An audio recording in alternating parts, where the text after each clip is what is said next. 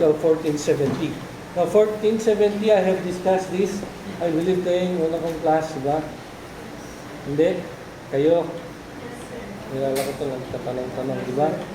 Gross and adequacy of price, meaning, when there is gross and adequacy of price, this does not affect the contract of sale, meaning it has no effect on the validity or invalidity of a contract of sale, except as it may indicate a defect in the consent or that the parties really intended a donation or some other act or contract. Meaning, when there is a difference from the true value of the thing, from its selling price, okay, and it's grossly inadequate, meaning masyadong malaki yung difference between both prices, this doesn't mean that there is something wrong with the contract, okay?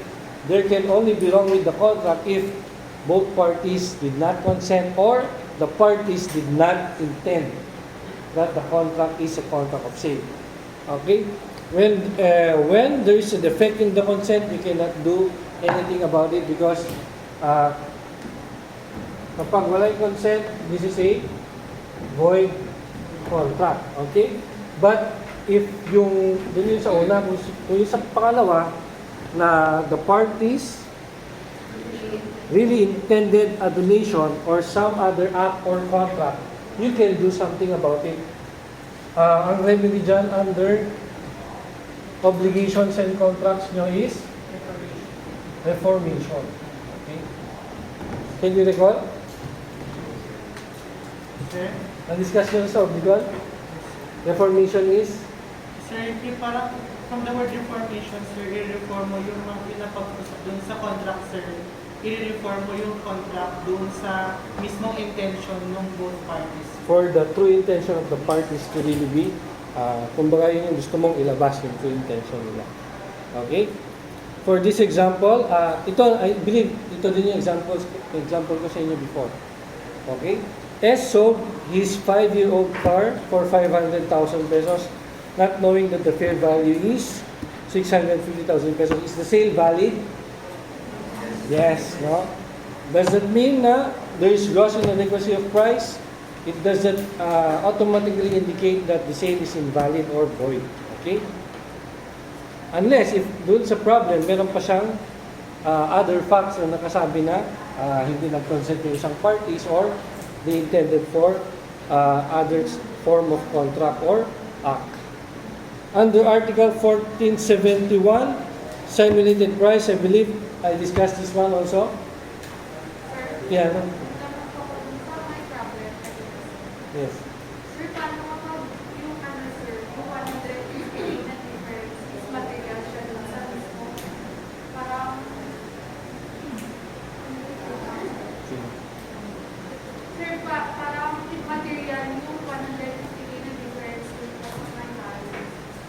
Immaterial. Material siya, sir. Material. So, Oh, di sana nakalagay sa problem na ayaw ni buyer para mapakita natin na walang consent. Okay. So ang i-try nyo i-practice, you stick with the facts. Make sure that hindi kayo mag-i-inject ng facts na wala sa problem. Because that would be a different story. If dadagdagan natin kasi yan, mag-iiba yung sagot nyo. Okay? Pero kung ganyan lang ka-silent, answer it as plainly as possible. Okay? Ganun lang yun. Right? Pag may nadagdag dyan na the buyer regretted to service, Pwede hindi valid. hindi valid din, sir. No. Valid pa It rin. doesn't mean na nag-regret siya, walang consent. He consented in the first place, only that afterthought na nag-regret siya. Diba, sir, magiging void lang siya kapag halimbawa tinakot yun, sir. Yes, there is what we call that, vitiation. May vitiation. Inilit, tinakot, okay? Tinors na mag-oo, mag-hindi, consent, yes. pwede lang bawiin mo isa sa party yung conflict niya before perfection. Or pwede after perfection, ano iba din niya. Kailan merong perfection? Kapag may consent. Oh. At the time na nag-agree sila, yes, perfect. Hindi mo pwede mo yun. Sir, di ba pag after perfection, sir, hindi na pwede, hindi na Unless, pwede bawiin. Unless both parties, Okay. both parties agree na wala na. Pwede, pero kung ayaw mong isa, lagot ka. Kasi you have to comply with your obligation. You are obliged. Once the contract is perfected, both parties, whether the buyer or the seller, are obliged to fulfill their obligations. Okay? Pwede yun, basta both kayo. Diba? Tandaan, contracts tayo, sales, whatever the agreement of both parties, yun ang masunod. Pero kung yung isa ayaw, doon nagkaka-problema. Okay? Wala na. 1471. Yun na nga, simulation of price. If the price simulated, the sale is void. But the act may be shown to have been, in reality, a donation or some other act or contract. Na-discuss mo ito before. Okay? Pwede mo rin dyan gamitin reformation. Pero ang formalities kasi ng donation is iba sa contract of sale. Sir, ano na po rin yung simulated, sir? Hindi totoo. Merong contract of sale, may price, pero walang nangyaring abutan. Yes, sir. Yes, sir. A contract of sale becomes binding and valid contract upon the meeting of the minds as to price. Okay? If there is no meeting of the minds as to the price because the price is simulated, then the contract is void. Payment of the price is failure to pay failure to pay the price is failure to pay the consideration. Mali yung lasa. Failure to pay the price is failure to pay the consideration. Now, I have a question. For Sam.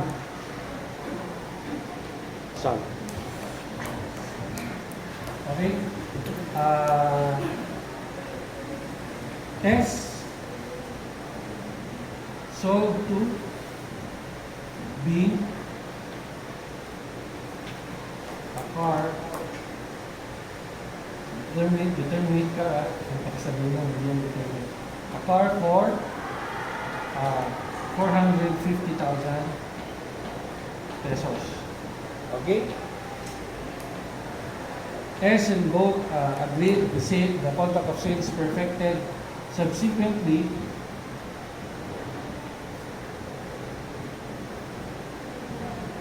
B failed to pay the total amount of 450,000 pesos. Question: is there a contract of sale?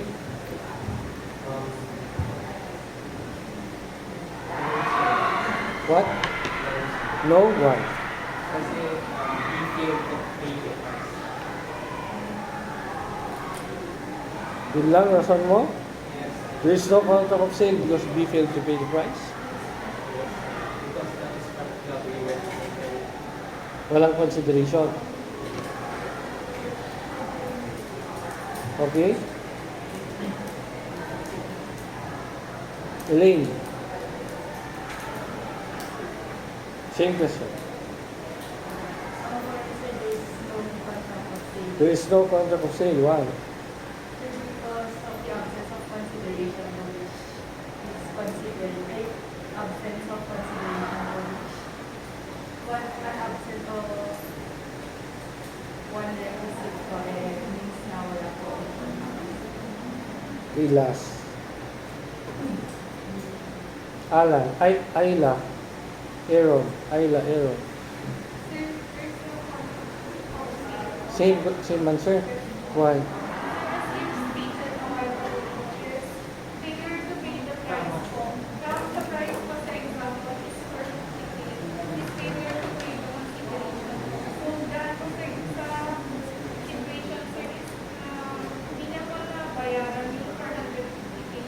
Okay. Thank you. Meron ibang sagot? Sir, there was a contract of sale because it was perfected, sir. SNB agreed on 450K, but the sale became null and void as soon as we failed to pay the 450K, sir. What's your name? That's correct. There is a contract of sale. Okay? Tandaan nyo, from the problem itself, there is a contract of sale, di ba? Di ba lagi nyo sinasabi, lagi nyo nagamitin yan? Kung hindi kayo sure sa sagot, Balik kayo lagi dito. Meron bang object? Meron. Meron bang consideration? Meron. Pero ang sabi niya, i-fail. Okay? Balik naman kayo dun sa stages. May negotiation, may perfection, may your, ay si Miss Camarawan.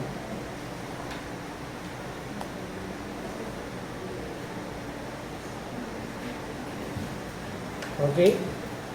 From the time that S and B agree, there is meeting of the minds as to the price and object. There is already perfection. At this stage, there is a valid contract of sale. Okay? No matter what happens after this stage, valid na yung contract of sale. Okay? There is consideration. Okay? Dito sa consummation, dito nila i-fulfill yung obligation nila.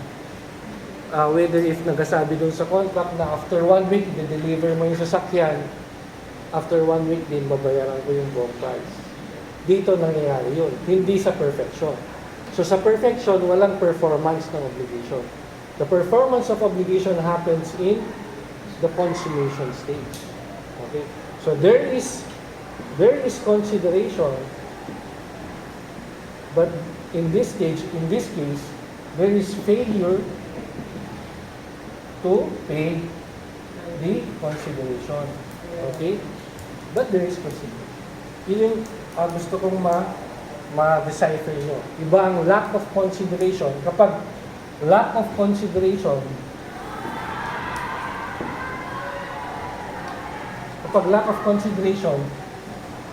wala mismo ito. Wala ito. Okay? Walang consideration. Okay? Yan ang lack. Iba ang failure to pay consideration. Okay? Gets? Questions? Clear? Clear. Okay. Sir, ulitin ko lang po, sir. Kapag sinabing lack of consideration, yung isang consideration po yung Yes. wala. Lack. Kapag failure to pay the consideration, sir, may consideration pero nag-fail, Yes. parang gano'n na sir, nag-fail siyang bayaran, kaya na-void yung contract. Yes. Okay po, sir. Hindi na void. Valid yung contract. Ano din Hindi lang nangyari, sir? nabayaran. Magkakakaso. Magkakasuhan. So, bali yung si B, sir, will be liable for any damages, Yes. sir. We will be liable for the amount of 450,000 plus interest plus damages. Thank you, sir. Okay? Clear? Yes, sir. Sige. In this case, R is the owner of a lot. In 1981, R sold the lot to H. R alleged that in 1984, he signed a deed of sale in favor of M. R, being illiterate, signed by affixing her thumb mark. M promised to pay 47,000 purchase price within 1 month. No payment was made. R made a demand and revoked the sale, so kinancel niya yung sale. M, however, sold the lot to H. Okay? Is the sale between R and M valid? Sir Paul, R sold the lot to H.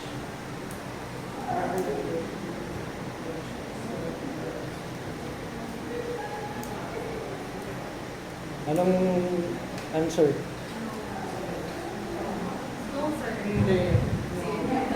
Why? Hindi ko na i-discuss kung nasa cellphone. Nasa ano na. Sige. Kasi yung I-read na lang para.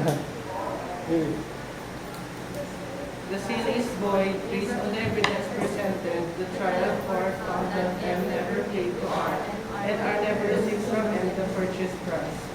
Where the POS Sales states says that the purchase price has been paid, but in fact has never been paid.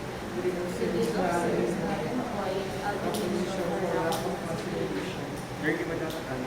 In this case kasi, the sale was revoked by R. If babalikan niyo yung problem, the sale was revoked by R. Therefore, the sale was voided by R. Kasi hindi nagbayad si M. Ito, different scenario. Okay? Meron tayong in-insert na facts dyan na no payment was made. okay, R made a demand and revoked the sale. So, kinancel niya yung sale. The sale did not push through. Although, at this time, okay, based on our understanding at this time, ito before ng revocation, there is a contract of sale. Okay? Pay consideration kung wala na revoke. Ni-revoke niya kasi. Okay? Kung dito lang, kung di niya ni-revoke, pwede niyang kasuhan. Okay? To go after M. Pero this case, hindi niya kinasuhan. Instead, ni-revoke niya yung sale. Okay? These are acts that can be done by the buyer and the seller. Kung ni-revoke niya yung sale, hindi lang si seller ang magre-revoke. Dalawa sila. Okay? Ang tawag dyan, deed of revocation of sale. Okay? So, ganyan. This is a different problem. Ano point na ko? Deed of revocation of absolute sale.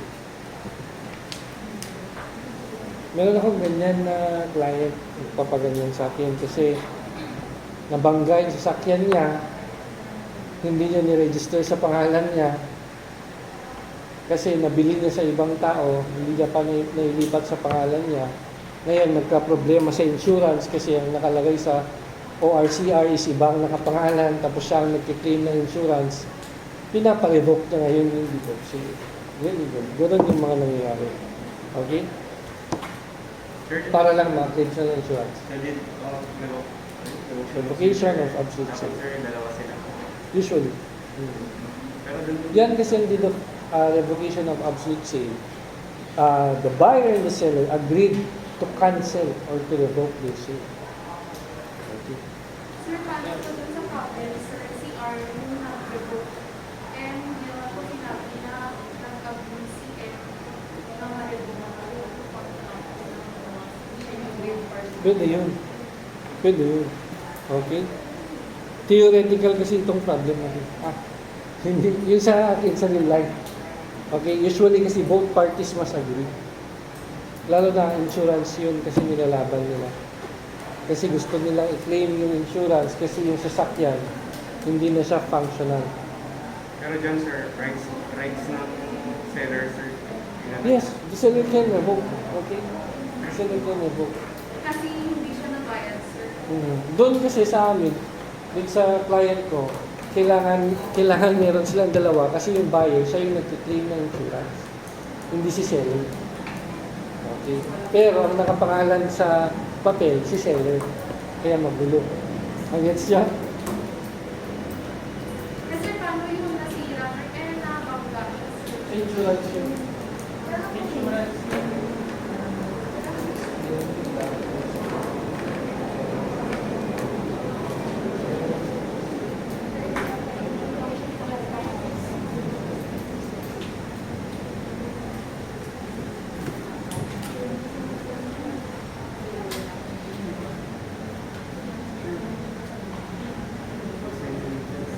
Eh, paano yun? Hindi kaya ko ma-accept?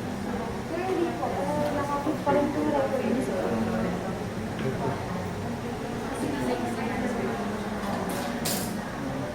Pero nung last week, Sir?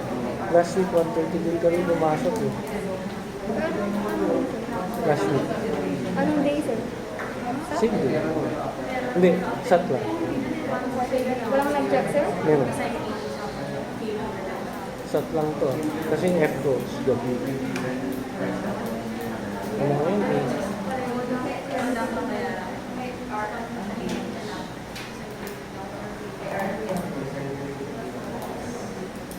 Meron dito. Kasi 1:30 ako ngayon. Pinalagay ko lang na 6 kasi hindi pa na-approve yung schedule ko. Lagay Pero ko lang, sir, na nag-change ko ng schedule. schedule. Thank you. Okay, next. Sir, may tanong si Casey sir. Okay, sige. Sir, di ba sabi ko po is price simulated as well as one. Tapos meron yung figure ko to 8 or 2 days. So, sir, parang ilalaban sa court kung failure lang siya or simulated. Kung parehong malak na bayaran. Kapag simulated, Ano yung joke kapag send mo? oo, parang rooted dyan sa kabilang rooted. Rooted yan sa kanilang intent. Okay, usually yung mga simulated na price are transactions involving family members. Okay, wherein they showed that the contract of sale, they showed that there is a contract of sale when the truth of the matter is, it is a donation. Okay? So, ganun yung usually na ginagawa nila. Na ginagawang donation. Hindi, donation talaga siya. Pero gumagawa sila ng deed of sale. Parang pinapalabas na benta. Sir, paano na ulit? Sir, paano mo, sir? Pero kung between two parties na hindi naman affiliated, na nagpakilala lang sa marketplace, ganyan, hindi na kailangan. Okay? Ba't naman sila gagawa ng contract na gano'n? Okay? Nangyayari lang siguro yan to evade tax. Pero hindi simulated yung price. Ang ginagawa, ito sa atin, what is this trust real estate? Ang ginagawa, I-pause ko ba muna, sir?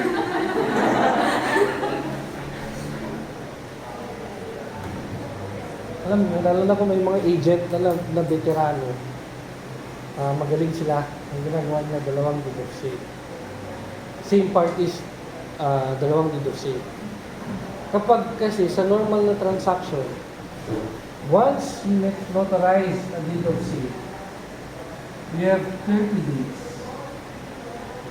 from the date of notarization to pay the capital gains tax sa BIA. You have 30 days to pay that. Okay? Ang ginagawa ng iba, kapag matalining agent mo, ang sasabihin, say for example, the land was sold for an amount of 10 million. Sa isang deed of sale, dito sa inonotaryo ng deed of sale, ang lalagay lang nila dyan, 2 million. Dito yung totoong amount. Why? Kasi lesser yung price, lesser yung tax. Pero sa BIR, I don't know if naaral nyo sa taxation nyo, tatlong values ang kino-consider. You have the selling price, you have the zonal value, and I think assessed value isa. Whichever is higher, yun ang basis. Okay. So kung binaba niya yan ng 2 million, either yan ang maging basehan ng tax niya, or either of the higher, kung sinong mas mataas. So panalo siya kasi hindi 10 million ang base ng tax. That's how they circumvent the law. Okay? Ako naman, ang advice ko, I don't advise that. Actually, ha? Ano no? That is tax evasion. But, sabi ko nga sa inyo, diba? You want me to state examples in real life. These are your examples in real life. Yes, sir. Exciting, sir. Okay? That's why sinasabi ko paulit-ulit yung values nyo lagi. Sir, may tanong ako, sir. Yung values nyo lagi ang dadalhin nyo, hindi yung naroon. Sir, di ba dyan is dalawa na po yung deed of sale? So, yung 2 million... Ito, hindi ito manotaryo. Sir, ano, sir? Hindi ito manotarize. Hindi siya Ay, hindi notarize. siya notarize. Yung 2 million lang. Ito lang kasi from the date of notarization, you are required to pay the capital gains tax, which is I think 6.5% plus 1% na documentary Sir, stamp. paano kunyari, sir, ibebenta mo yung lupa mo, 2 million yung notarize, di yun yung i-represent mo, sir? Oo. So, yun yung Nag-appreciate naman ng value ng lupa. Diba? Through time, nag-appreciate yan. O, tsaka pwede mo naman sabihin 4 million na agad yan kasi lupa naman. Lalo na kung Ganda yung location. you imagine yung lupa dyan sa may bagong SM. Biglang taas ang value. May tanong din ako, sir. Sir, ano din ang use niyang 10 million na deed of sale? They need this kasi para makakolect sila dun sa buyer. Para? Makakolect. E paano kung 2 million lang binayaran ng buyer? Sir, balik Ay, balik, sir, yung buyer dyan, sir. This is for tax purposes. Ito, pang-kolekta nila. Sir, bali ano po yan, sir, nag-agree na yung sir sa kabayan. Pinag-usapan na talaga nila, sir. Yes. Nag-usapan yung buyer, sir. Yes. They are aware of this. 2 million na lang para. Punta kayo kung may kilala kayong agent, they are aware of this one. There are transactions na. Sir, yung 2 million para sa akin yan, sir. Para sa tax ng lupa, sir. Hindi tax ng lupa, ah. Tax ng transaction. Yung mismong binayad. Okay? Yung seller yung Sa taxation, kapag may say transaction ka ng real property na hindi mo siya laging ginagawa, capital gains tax. Hindi capital gains tax. Ngayon, ang ina-advise ko sa akin, lang to ha, kapilo ha. Ang ina-advise ko sa akin, nag-execute ako ng deed of sale. Pero hindi ko muna siya i-notarize. Kasi for example, ang amount is 10 million. Hindi, gawan natin ng deed of sale. Pero hindi ko muna i-notarize.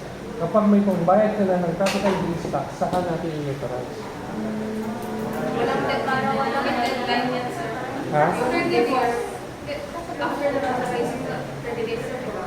Sir, paulit. May deadline for notarization after a sale. Wala. Ano na? May? May deadline for notarization of the deed of Hindi. sale after the sale. Wala. Sir, pwede paulit yung sinabi nyo kanina, sir. Medyo nalipot po. Saan ka nito? Dito? Sir, sa 10 million ay sir yung ina-advise mo, sir. Ang ina-advise ko, okay? Oo, gagawan natin ng deed of sale. Okay? Pero, saka na natin i-notarize. So, meron ng deed of sale. Saka ko na ipirmahan niya kapag may pangbayad ka na ng capital gains tax. Which is based din sa original price. Sir, bakit? Para saan? Bakit ganun yung advice, sir? Kasi wala lang pera. Kaysa na mag-advise ako ng workshop. At least ito, At least yan, sir, pag mapapayaran. ready na silang bayaran yung totoong capital gains tax, okay na. Sir, lahat ba na ba? Sir, owner, kaya first owner, dapat may mabayaran sila yung CBD, sir. Capital gains tax. Sir, so yung kunyari, sir, yung first owner is hindi notarize yung paper, yung parang ganun, hindi ganyan sa buyer, sir. Tapos, paano kapag itanong ko ng buyer is hindi naman na-notarize itong ganun, sir? Hindi, alam nila yan. Na-advisean ko sila. Kasi you need to make sure that lahat ng clients mo, kakausapin mo. You make them understand that this is what they are doing. Instead, kasi ang sinasuggest lagi sa akin, ganito. Which is sa akin, hindi ako comfortable. Kasi dalawang deed of sale. Same parties, same land, different amount. That is an evidence na you are evading tax. Kasi sasama mo ako dyan sa kaso mo. Diba? Hindi na lang, ganito na lang. Gagawan ko kayo ng deed of sale. Print na natin ngayon, magpirmahan na kayo sa harap ko. Pero inotaryo natin siya pag ready na kayong bayaran yung capital gains. Ay, sir, 10 million lang. 10 million na pa. Hindi ko babaguhin yung price. Pero yung pang-tax is 2 million. Hindi. Yung sa una yun. Yung sa una yun. Yung sa una yun. Yung kung gusto mo mag-activation. Ay, yung una yung sinasabi ko kasi, sir, sa risk lang din. Kumbaga, pag ready ka lang bayaran yung capital gains tax, Yun yung i-authorize. doon tayo gagawa. Ang may pera. Oo, kasi ang BIR kapag na-late ka dyan, meron niyang penalty, meron pa yung surcharge, tapos may interest pa yun. Oo. So hindi lang, baka doble, triple lang capital gains tax mo later on yung bayaran mo. Sa delay mo. Depende kung gaano ka katagal nagbayad. Sir, per year yung capital gains. No. Itong capital gains tax per transaction. Isang Oo. Sir, yun Say for example, hindi mo business ang magbenta ng lupa. Okay, pero gusto mong ibenta yung lupa ng naminana mo sa magulang mo. Okay? That one transaction is subject to capital gains tax. Sir, sino magbabayad ng tax? The seller. Seller. Bali yung nakita niya dun sa pagbenta, sir, yung babayaran niya yung tax dun sa transaction yung capital gains tax. Ano no? Yung pagbenta ng land, sir, Oh. yung nakuha niyang pera dun, 6%. Pwede. Yun yung pangbayad, sir. Pwede. Depende. Depende, sir. Sa agreement nila. Minsan, ang nasa batas si seller. Minsan, siyempre, kung ikaw yung buyer, gusto mong ma-process ka agad, ikaw din magbayad or dagdagan mo. Diba? Or minsan, si buyer talaga ang magbabayad na. Ay, parang sa kotse din, sir, yung parang for nagmamadali kang bumili, babayaran mo na din yung, ikaw, yung buyer na din yung magbabayad, pero ang magpaprocess. Lahat ng Sir, processing sir. fee. Oo. Ganun. Given naman sa batas yun, seller yung magbayad unless otherwise agreed. Meaning, si seller lang ang mandated, pero if both parties agree, then kung ano ang agreement yun. Okay? 1472, sa atin lang yan The price of securities, grains, liquids, and other things shall also be considered certain when the price fixed is that which the thing sold would have on a definite date. Ito yung mga, ang price nila is nagbabago per day dahil ng gas. Diba? Gas is a liquid. Pero take note na, subject nyo lang dyan, securities, grains, liquids, and other things. Yan lang ang concern ng Article 1470. So kung hindi siya security, grain, liquid, or other things, kapag other things niya yan, kailangan similar siya sa securities, grains, liquids. Sir, kamatis. Yan, yung nag-iiba siya, iba yung price niya Sa per day. marketable. Okay. Yung price niya, certain pa rin siya kahit nag-iiba siya per day, basta naka-base kung ano ang amount niya sa day yun. Okay? Or, in a particular exchange or market, or when an amount is fixed above or below the price on such day or in such exchange or market, provided said amount is certain. Okay, pwedeng plus 2 pesos sa price ng kamatis bukas. Okay, so whatever is the price ng kamatis bukas, plus 2 pesos, yun yung price natin. Pwede yun. Certain pa rin yung price. Okay? Pwede ang bargain. Okay, ano? Ang bargain naman, subject to the agreement of the seller and the But buyer. is there nagtatay sa Article 1469 na yung price is certain Yes, reference to another yes. thing? Okay. Ito kasi, Pero with reference to a price on a certain date or certain market. Okay? Magkano yung kamatis sa Robinson, iba ang price sa Don Domingo, di ba? Yung katabi mo, Pwede lang tindera. ganun. Pwede. Yung katabi mo, tindera, 5 pesos. Ang itlog sa isa 6. Oh, pwede nga. Article 1470. The fixing of the price can never be left to the discretion of one of the contracting parties. However, the price fixed by one of the parties, na-discuss ko na ito. 1474, where the price cannot be determined in accordance with the preceding articles or in any other manner, the contract is ineffective or inefficacious. However, if the thing or any part thereof has been delivered to and appropriated by the buyer, take note, delivered and appropriated by the buyer, he must pay a reasonable price. Therefore, what is a reasonable price is a question of fact, depending on the circumstances of each particular case. Meaning, if walang na-set na price, okay, but it has been delivered and it has been appropriated by the buyer, meaning, nakay-buyer na, nag-benefit na si buyer, the buyer must pay a reasonable price. Okay? Depending na din sa sir, nag-usapan ng pag-acting buyer. Hindi, wala kang pinag-usapan. Wala na pag-usapan. Pero nakay-buyer na. Gets? After nung sir, wala silang Gets ha? pag-usapan. Gets niya? Magkatagal niyo po mabayaran, sir. Yes. Let's say for example, Shopee, basta parang ganyan. let's say for example, Sir, sabi niya dito, una muna, kung walang sinet na price, okay, inefficacious or cannot be determined. Walang effect.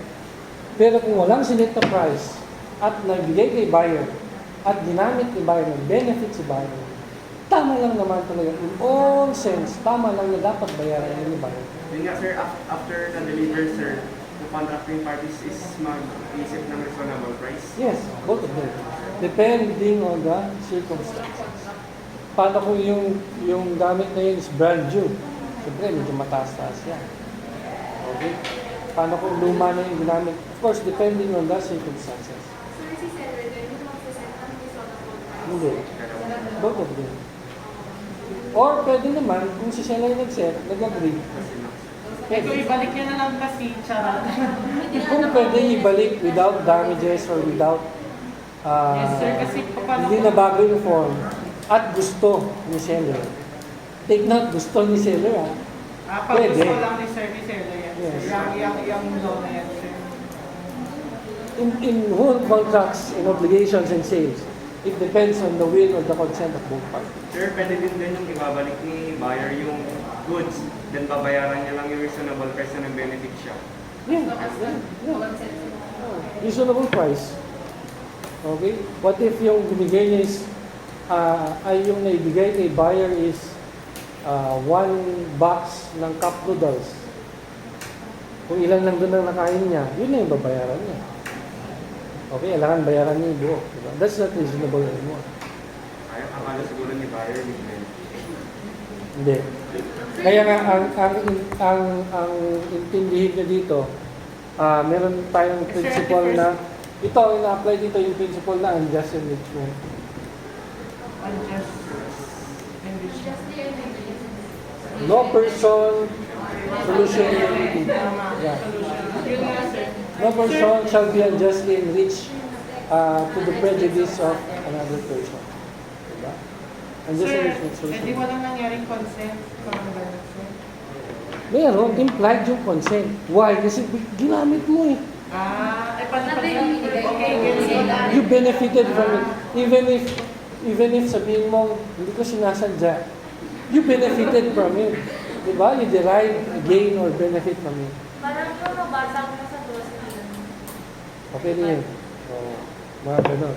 Hindi mo binili. Okay, pero nabasag mo. Sino magbabayad niyan? Yung worker? Ikaw na nakabasag. Pero kung yung worker nakabasag dyan, bawas sahod. Okay.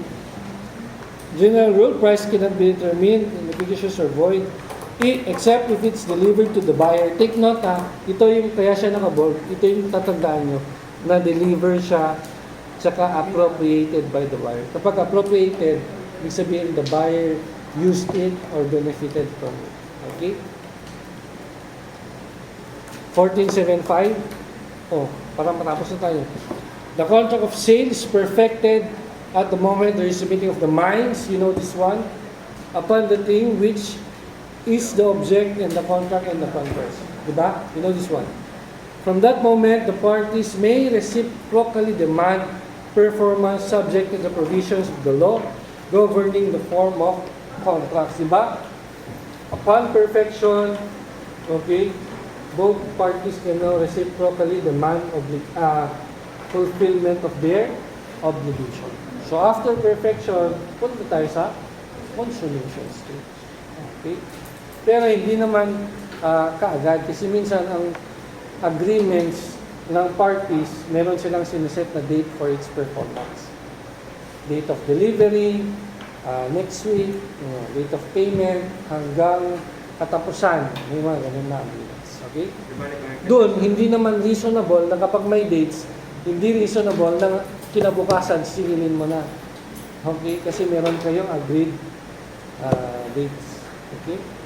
Sir, balik ko rin kayo sa article 14.5. Na, Yung dapat mag-deliver yung and mag-transfer ng worship to yung bayad at mag-pay ng certain money. depende sa agreement. Okay? Depende sa agreement. Depende sa facts actually. But if it's as plain as daylight na ganyan, okay lang na gawin ang sarili mo. Pero kung meron siyang agreed date of delivery, agreed date of payment, hindi mo ito masasabi ka. Sir, kailan lang din sa pwede mag-demand? Pag may delay. Pag dumating na yung time of delivery, doon siya mag-demand. Sir, paano kapag no demand? Di ba sir, no demand? Oo. Kung walang date. Eh kung may date. Okay? Ang demand kasi para magamit siya sa korte. Usually ang purpose niya. Okay? You can demand from a person, di ba? Minsan ngayon, text, chat, tawag. Okay, you can do that. Pero para mas may force ang ginagawa, si lawyer ang nagsisend ng demand letter. Para later on, gagamitin sa court. Why? Kasi one of the conditions in filing a case for a collection of sum of money, let's say for example, in this case, okay, and one of the requisites is demand. para hindi ka lang ma-dismiss yung kaso mo. Okay, doon namin siya ginagamit. Okay? But if my date, pag nag-lapse yan, there is delay. Okay?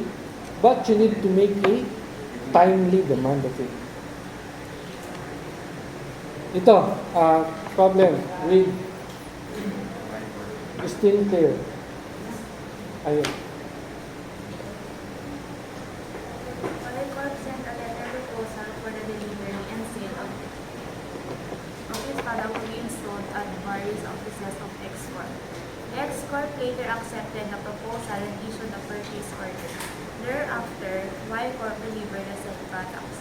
After delivery, Wirecorp demands payment from X-Corp, but the latter instead returned the products to the agent of Wirecorp. Should X-Corp pay the purchase price? Yes, sir. Why? Sir, accepted the proposal. So ibig sabihin, That is accepted a conclusion when you say X-Corp accepted the proposal. Paano mo nasabi na X-Corp accepted the proposal? Sir, no, meron na yung issuance of purchase order. And what does it mean pag nag-issue ng purchase order? Ibig sabihin, sir, meron, perfected na po yung contract of sale kasi meron na pong ibig kamay sa kanila. And from the word itself, purchase order, meaning Agreement na. Nako-order na po. si X-Corp. That's correct ha. Wag kayong mag-jump out kasi sa other class ko, sa other class ko, ang rason lang nila, X-Corp accepted the proposal. Therefore, there is a perfection of contract of sale. Therefore, dapat magbayad siya ng purchase price. But, saying na na-accept is a conclusion. You must show kung paano niya in-accept. Bakit mo nasabi na in-accept niya. Okay? My proposal. So, sa negotiation stage, di ba, yung offer, acceptance, di ba? Yung proposal is a form of offer, di ba? Ito yung mga products na ibebenta ko sa'yo. Okay? That is only a proposal. So, once the other party submits or issues a purchase order, meaning dun sa PO na yun, sa purchase order na yun, nandun na lahat ng items na bibilin mo. That is, that implies that there is already an acceptance. Therefore, X-Corp accepted the proposal by issuing a purchase order. Okay, yun yung hinahanap natin na facts. Okay? Ayan, so yun din yung answer natin. That's why X-Corp must pay the purchase price. Diba sabi dyan? A contract of sale has been perfected at the precise moment X-Corp, as evidenced by its act of sending Y-Corp the purchase order, accepted the latter's proposal to sell the products in consideration of the purchase price. From that point, the reciprocal obligations of the parties, which is Y-Corp to deliver the products and X-Corp to pay the purchase price. Okay, Article 1476 talks about an auction sale. So, lahat ng principles about auction sale naka 1476. Okay, una, where the goods are put up for sale by action in lots or by item, of course, separate din ang contract of sale. Okay, hindi naman sa isang auction sale, isang contract of sale. So, kung naka-per lot siya, per item yung binibenta, per item din ang contract of sale. Okay?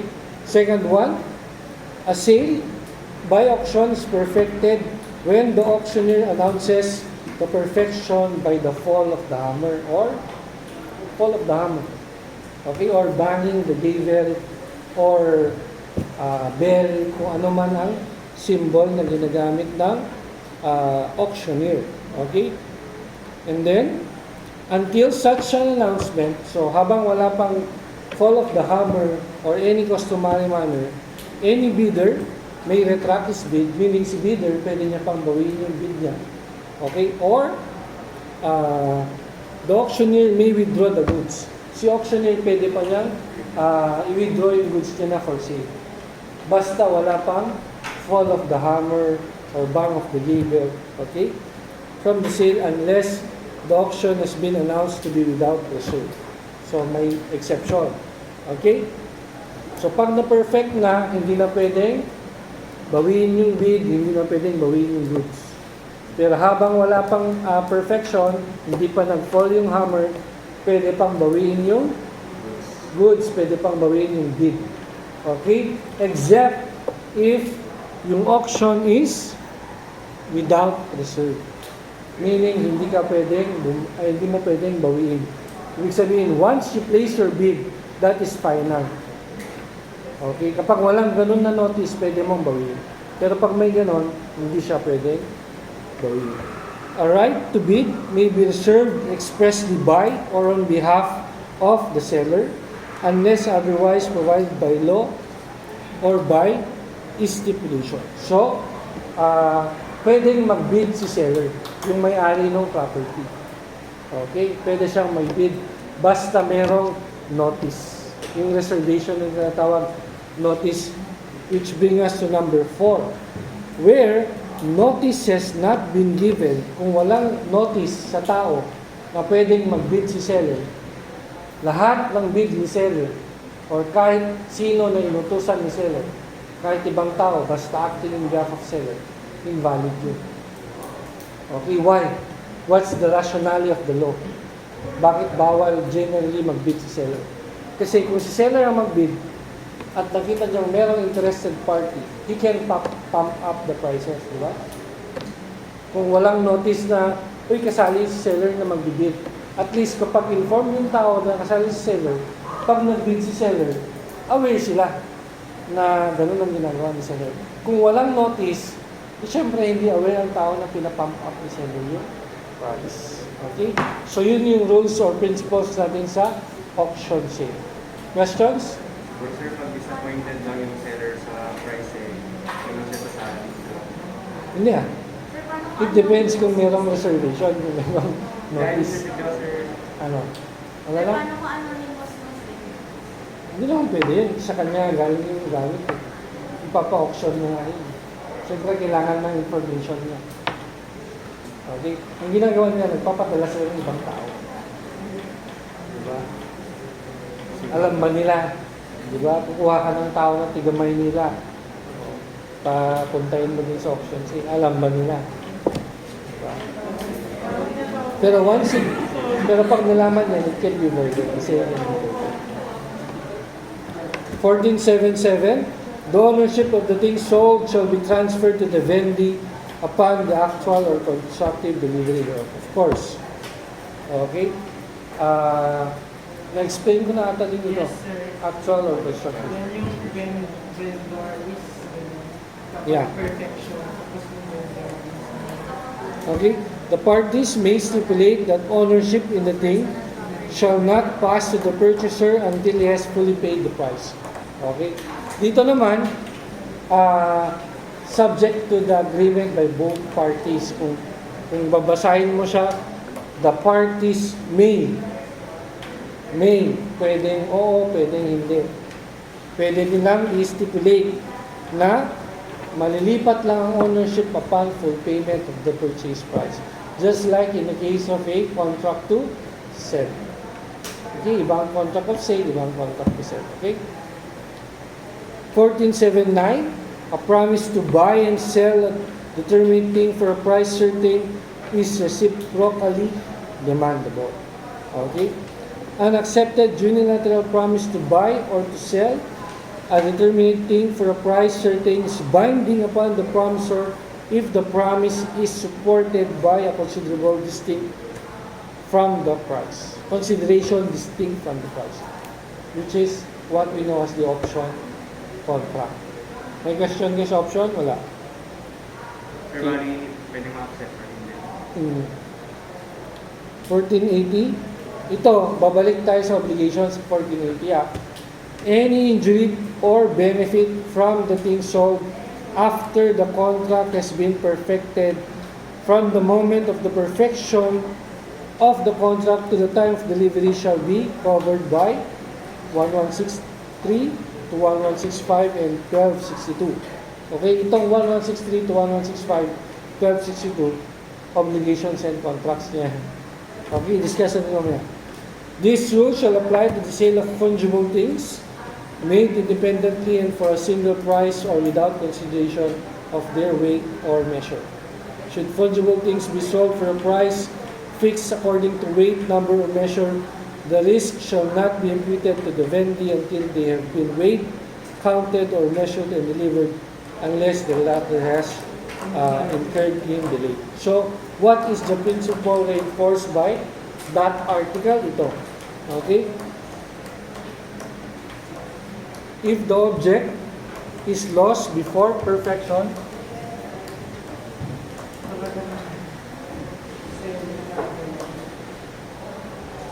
okay?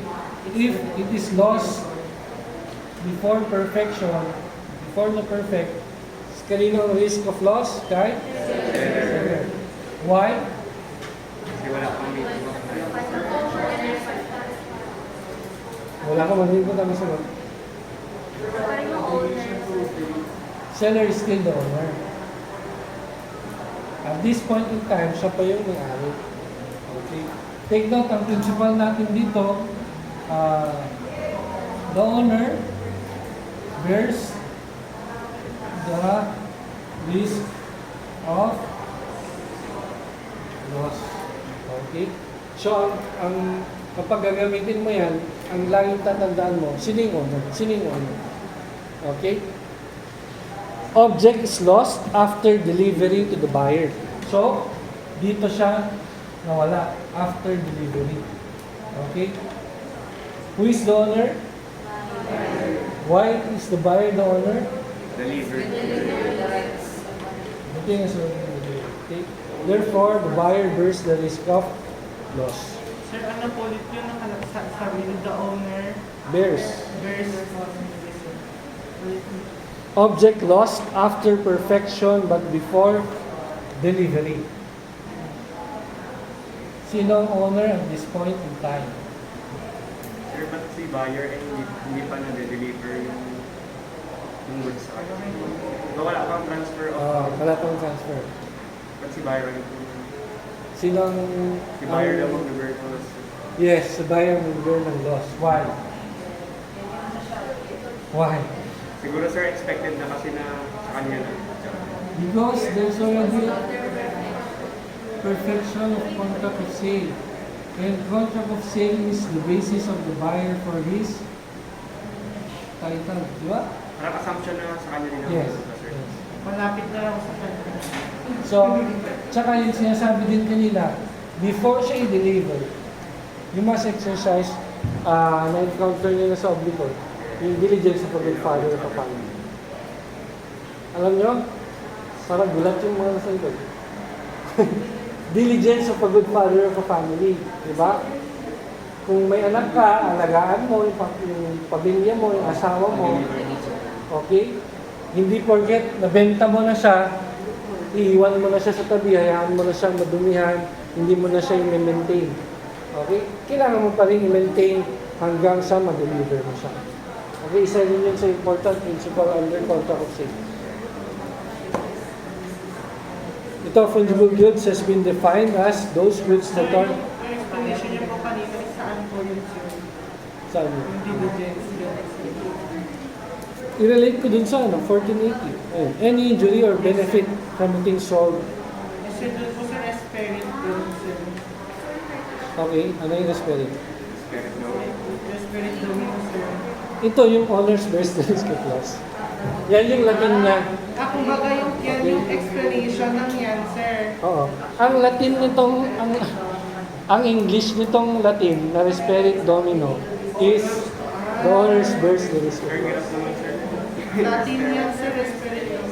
Yan yung Latin niya. Okay. But I don't discuss that. Mas maganda ko yan ang makita ko. Whoever is the owner bears the risk of loss. Magkaintindihan na tayo doon. At tayo, magkaintindihan na tayo. Okay? Fungible goods? Questions? Wala? Sir, pag po Sir, what if yung object was hindi pa po siya na-deliver, but it is the fault of the seller, the loss of the object is due to the fault of the seller, sir, can the buyer demand for damages? Yes. The faulting party. the ano yun, the party who is not at fault may demand from the faulting party. Okay? They can demand damages. Aside from the performance of the contract, they can demand damages. Okay? Article 1481. Malapit na tayo matapos. Iba naman.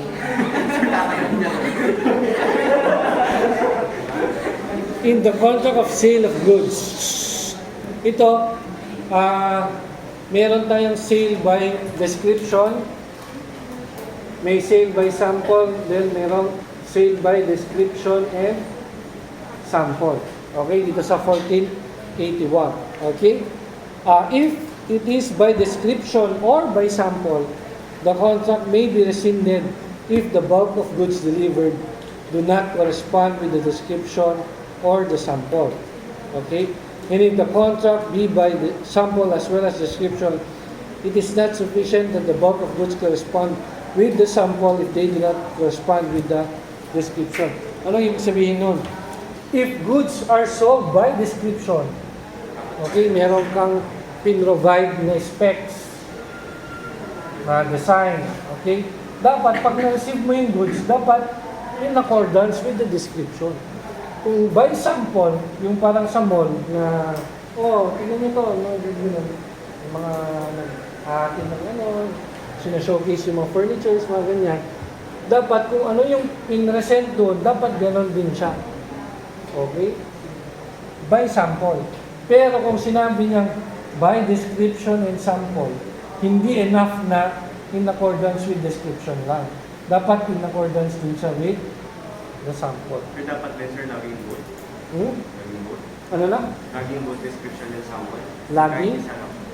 Sir, kapag magbebenta ka ng mix, dapat laging according siya sa description and sample. Hindi, scenario lang to. Scenario. Minsan kasi, by description lang binibenta. Diba? Lalo na yung sa Lazada, sa Shopee. Nakikita nyo lang yung specs, nakikita nyo lang yung product. Okay? So sample naman, yung dyan nga sa mall, di ba? Hindi nyo nakikita yung specs, nakikita nyo kung paano siya gamitin. Okay? Minsan naman, both. Di ba? So kung itong ang nangyari dun sa case or sa scenario, ito ang apply natin. Kung ito. Okay? Basta importante. There's no yung pictures there and siya under the sample. Ano na? Picture ng Kung lang parang sir, dito siya under. description. Sir, paano ko naka-video? Pwede may sample yun. Kung meron. Wala dito, sir. Oo. Pero ang tandaan nyo, ito, in sa last paragraph, the buyer shall have a reasonable opportunity of comparing the bulk with the description or the sample. Okay, dapat meron kayong opportunity to compare both. So, ang mahirap kasi sa Lazada or sa Shopee, hindi mo siya makakompare pag na-receive mo na. Okay? Tsaka you read also the terms and conditions there sa Lazada, lalo na pag mag-check out kayo. Lalo na, yan mga yan, maliliit pa yan. At saka, terms and conditions yan, hindi nyo na binabasa, check nyo na lang. Tapos, pag nagka-problema, magre-reklamo ka. Tapos sasabihin sa iyo, di ba tinik mo yung checkbox ng terms and conditions? Pag hindi mo yakapin yung order, sir, hindi na makuha yung pera. Kaya pwede mo rin ibalik ka sa JNT, sir, tapos sila ulit mag-deliver sa... Ba't walang ganito? Pwede yun. Ako, as a lawyer, binabasa ko ba? Hindi. Pwede din na rin ako sa Mahaba, nasa inyo, mahaba. Tapos magsisimula siya sa... Basta, mahaba yun eh. Oo. Huwag na, kung ang basehan ko na lang is yung yung reviews. Wala sa reviews Sir, din. paano yung manual kung hindi pa natotoo yung reviews? Ayun na mahirap. Hindi ka mahirap Yung yun. ano niya, 5-star daw siya, pero kapag nakuha mo ng 1-star daw, Kaya basahin mo hanggang sa pinakamaba ng reviews. Kasi may magsasabi doon na hindi totoo to, hindi totoo. malay mo sir, 5-star, pero isa lang bumili. Makita mo naman yun eh, isa lang. Isa lang siya. Okay, next. Whenever earnest money is given in a contract of sale, it shall be considered as part of the price and proof of the perfection. Okay? So, na-discuss ko na ito, di ba? Sir, wait lang. It is also called aras. Earnest. Okay? So, ano ulit yung aras? Other term for earnest money. Earnest money is given to show good faith to complete the transaction and forfeited if the buyer defaults. Meaning, hindi mo na mabawi yung earnest money kung hindi mo na kompleto yung payment. Take note din, the earnest money can only be applied when the sale is already perfected. Okay? Hindi siya totally performance ng, wala siya sa consummation. It only symbolizes na perfected na yung contract. Parang down payment. Parang gano'n, kumbaga. Okay? An example. Next offer to buy. So, basahin mo na lang. Miss Ruth. Joy. Joy. Florence. X offered to buy the land of each. Each agreed to sell the land. X then gave 100,000 as partial payment. Thereafter, X offered to pay the whole amount of the purchase price. However, H returned the 100,000 to X counsel due to his decision to leave for a loan. Is 100,000 in earnest money. Sir, Sir, may natuloy. Sir, Ay, katuloy ba to? Hindi, ang sagot dito eh. Sir, may natuloy kasi na box. Meron ba? Wala lang. Ito? Sige. Receipt of partial payment contains receipt from X the amount of 100,000 as partial payment of my lot. X promised to pay the balance for the purchase price on or before March 1990 and that I will execute and sign the final deed of sale on this week. So, sir, yung salat dyan is Ay, basahin mo na lang. Basahin mo na lang. ay, basahin ko na lang. Ah. This shows that the agreement is a contract to sell and not a contract of sale. Go. Basahin mo. Go. Article 49. Article 43 speaks of earnest money given in a contract of sale. In this case, the earnest money was given in a contract to sell. The earnest money forms part of the consideration only if the sale is consummated before fulfillment of the purchase price.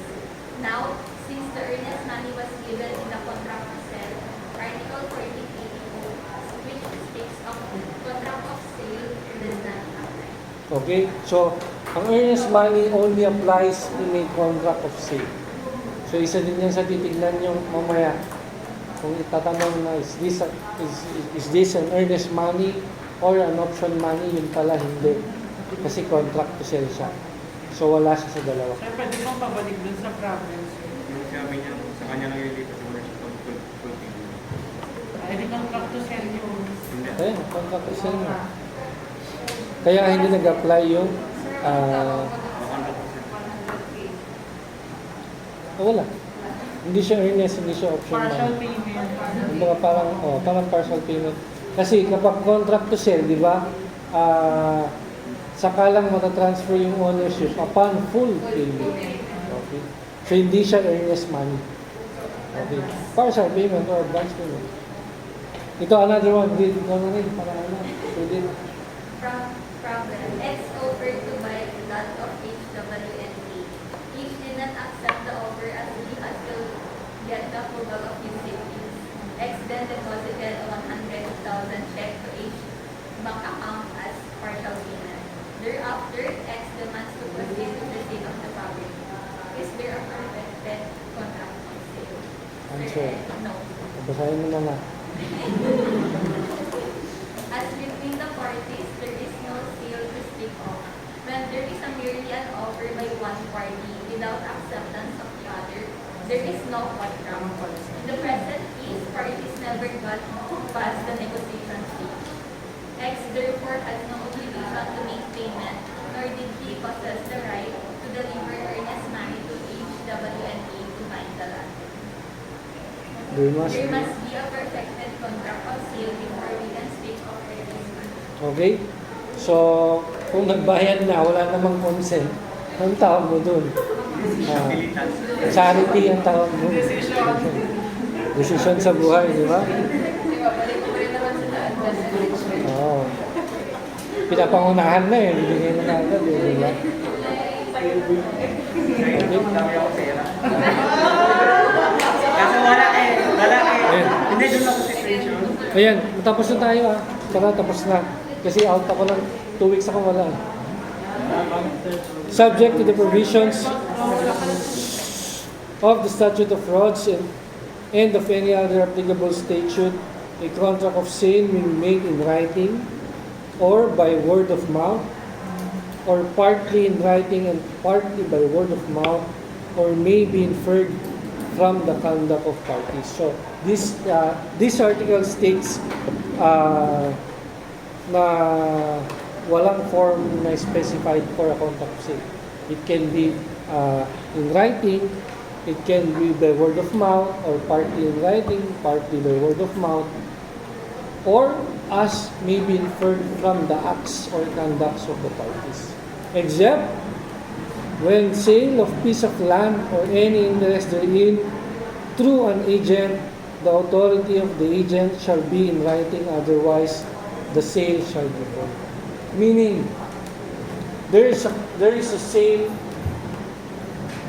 of land through an agent.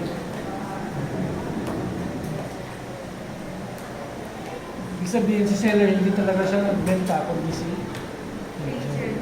Kailangan mo ng written authority. Okay? Itong written authority na to, ito yung tinatawag natin. Ang document dito is a special power of attorney. This is recognized kapag meron kang SPA or special power of attorney, then you can sell the land even without the signature of the seller. Okay? Kasi dito sa special power of attorney, si seller ang nagsasign doon. Kasi for example, si seller mawawala siya for 1 month. Pinapabenta niya yung lupa niya. The seller will execute a special power of attorney para maibenta yung lupa habang wala siya. Okay? And according to the statute of frauds, sabi dyan, subject to the provisions of the statute of frauds. Okay? Pwede ito. Pero yung circumstance na mag-a-apply ang statute of frauds, hindi siya pwede. So, ano yung mga yun? There are sales that must be in writing to be enforceable. Okay? If they are not in writing, they are unenforceable contracts. Meaning they are valid, but you cannot enforce them. Okay? Bentahan kayo ng lupa worth 1 million pesos. Okay? Binigay, siya na, yung buyer na nag-occupy ng lupa, pero wala kayong kasulatan. Paano mo ngayon i-claim na sa'yo ang lupa na yun? Nandun na si buyer. Diba? Siya lang nakaupo, nakabahay din sa lupa na yun. That will be hard. Okay? This is statute of frauds. Okay? Create a presumption na kapag hindi mo siya ginawa in writing, hindi mo siya ma-enforce. Ano to mga to? Sale of real property. So any sale of land or building, kailangan in writing. Okay? Kailangan in writing. One purpose of that is that you need that in when you transfer the land sa registry of deeds. Kailangan mo siya. Okay? That's tsaka yung lupa, yung certificate of title ng lupa, hindi naman kaagad yan malilipat sa pangalan mo. Sa pangalan ng buyer, pag nabenta ni seller yan kay buyer. Kailangan ng time. Di ba? Yung dito pa lang, sa deed of sale, sa pagbayad ng capital gains tax, sa BIR, bago pupunta sa Registry of Deeds. Sa Registry of Deeds, hindi mo alam kung kailan mo makukuha yung title. So habang wala yung title, ang best evidence of title mo is your contract of sale. Di ba? Habang wala yun. Kasi ang best proof niyan is nasa iyo yung title. Pero ang title na yun, nakapangalan kay seller. Tapos meron ka pang hawak na contract of sale. That only means one thing, nabenta sa iyo yung lupa. Ikaw yung may-ari. Okay? Second one, sale of personal property or movable property. So anything na nakikita nyo na pwede nyo dalhin or pwedeng mailipat is personal property. Cellphone, laptop, libro, sasakyan, motor. Those are personal property. At a price not less than 500 pesos. Sir, hindi na practice yan masyado. Hindi naman practice yan masyado. Kaya problemado yung mga Kaya, sir. nag-engage into a sale transaction na walang kasulatan. Okay. Bayad ka ng bumili ka ng cellphone, 2 gigs. Diba? Nagbayad yung buyer sa'yo ng first na installment. Nung sisingilin mo na ng second installment, hindi mo na siya mahanap. Kung mahanap mo siya, dinideny niya. Hindi, wala naman tayong kasulatan. Bakit? Meron ba? Diba? Pwede niyang i-deny. Kaya siya statute of fraud.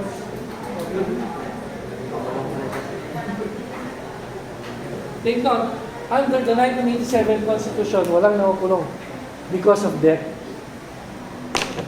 I don't know which article, but ang sabi dun, no person shall be imprisoned by reason of non-payment of taxes or debt.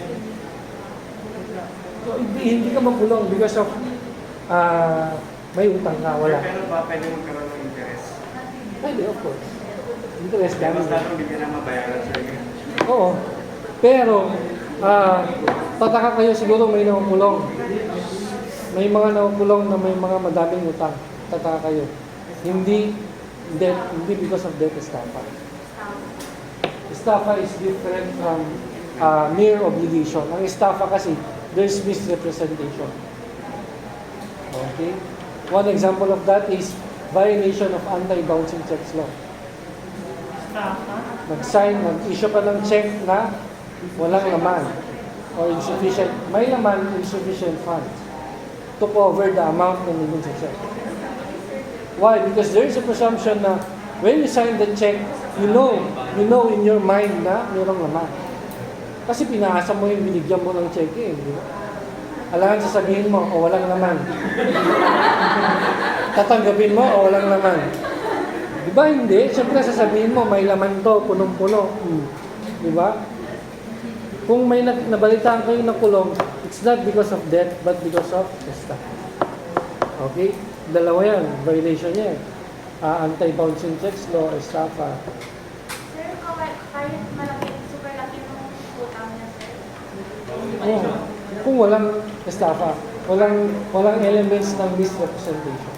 Sir, pero gawan yun ng paraan ng di ba, sir? Wala itong mag-demand siya mag-demand ka sir, sa delivery. Ang ginagawa usually, dapat sa ano nyo to sa obligations and contracts nyo to yung exhaustion ng remedies ng creditor. O, di ba? Kung wala kang makuhang pera, habulin mo yung property. Yung pera sa bangko. Pag wala ng property, sabi ka na lang. Saan siya nakatira? Nakikitira sa bahay ng magulang. Lahat, kahit personal property niya, kahit cellphone, pagkuha mo. Diba? Mag-work siya sa'yo sa last. Hindi pwede yun. Joke lang, sir. Under the Constitution, slavery is not allowed. Joke lang, sir. Sir, share ko lang Article 3 yung Kanina? Section 20. Wow! Accidents ko lang siya. Okay? So, ako hindi ko alam yung mga ganun, pero alam ko naman yung ganun. Ganun lang naman sa law, kahit sa bar exam, ganun lang din naman. Ang importante, naiintindihan mo. Yes, sir. Basta naiintindihan mo. Last, Sale of property not to be performed within a year from the date thereof. If the performance is more than a year, kailangan mong in writing. Okay? Maybe yung pagbayad. Okay, 1 year from now. Okay? Dapat in writing siya. So, ang safest dyan, basta worth ay nag-exceed na ng 500 yung transaction nyo, safe na safe ka kung meron kang kasulatan. Ang dami dyan, ang dami nagpapautang, walang kasulatan. Papautang ka. Pati utang, dapat naka... Sir, nagbenta, wala naman mag-reserve. Ako.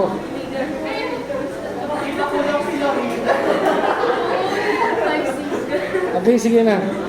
I-extend ko na para tapusin natin hanggang 7 lang naman. 1484, in a contract of sale of personal property, the price of which is payable in installments. So take note, in installments. Okay, hindi lump sum. Pero personal property. Okay, personal property. The vendor may exercise any of the following remedies. Una, exact fulfillment of the obligation should the vendor fail to pay. Of course, kung hindi siya nakabayad ng isang installment, ang remedy mo is to demand the payment of the full amount. Okay? Second, cancel the sale should the vendor fails to pay 2 or more installment. So yung sa una, when the vendor fails to pay. So kung isang installment, pwede mo na itong gawin. Okay? Pero kung 2 or more, pwede yung sa 2 tsaka sa 3. Okay? Yung sa 2, cancel the sale or rescind the sale. Okay?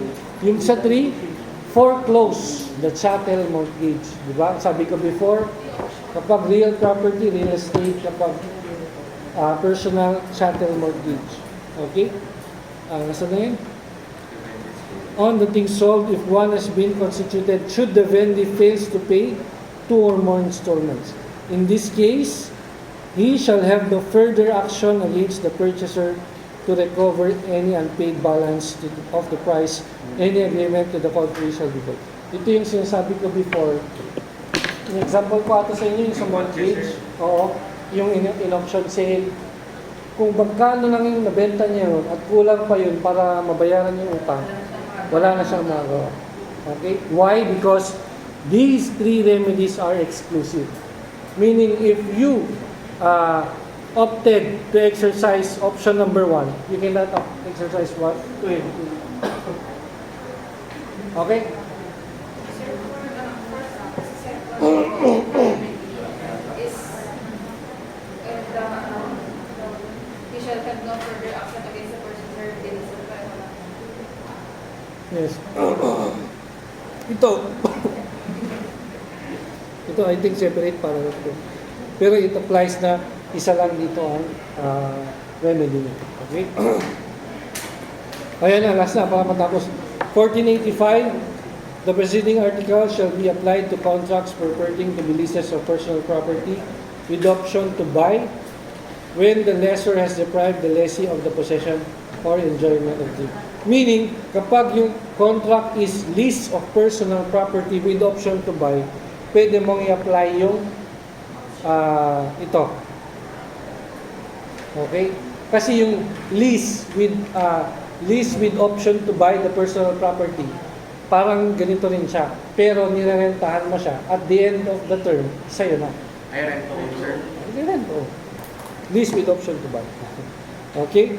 1486, in the case referred to in the 2 preceding articles, a stipulation that the installments or rents paid shall not be returned to the vendee or lessee shall be valid. So, siyempre, nag-benefit siya din sa pag-lease niya sa property. Insofar as the same may not be unconscionable, meaning, hindi rin dapat unreasonable. Dapat tama na. Reasonable na. Okay? Yes. Last 2 articles. The expenses for the execution and registration of the sale. Ito yung sabi ko kanina. It's the seller. Okay? Unless there is a stipulation to the contrary. Meaning, pwedeng ilagay nila doon na si buyer ang bahala sa lahat ng expenses and taxes. Okay?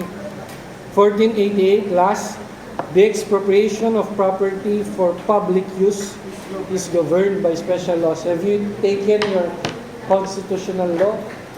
No? Wala kayong ganun? Eminent domain siya. Have you taken your eminent domain? You know eminent domain. Anong subject? Taxation, sir. Oh, what is eminent domain? Yung kapag gamit na ay Private property. private properties with just compensation. Yan yung eminent domain. Yes, sir. Pero the best way to say what is eminent domain, eminent domain is an inherent power of the government. Yes, Take sir. note, there are three inherent powers of the government. Police. You have the police power, Taxation. power of taxation, and you have eminent domain. Okay? Meaning that a government cannot exist without these powers. Yes. Sa lahat ng gobyerno meron yan. Yan yung eminent domain. Ang sabi niya, expropriation of property for public use, sabi niya, governed by special laws. Okay? Pero, para, alam niyo naman na it must be for public use and for just compensation. Nakikita niyo yung extension ng daan Yes, from sir. 2 lanes to 4 lanes.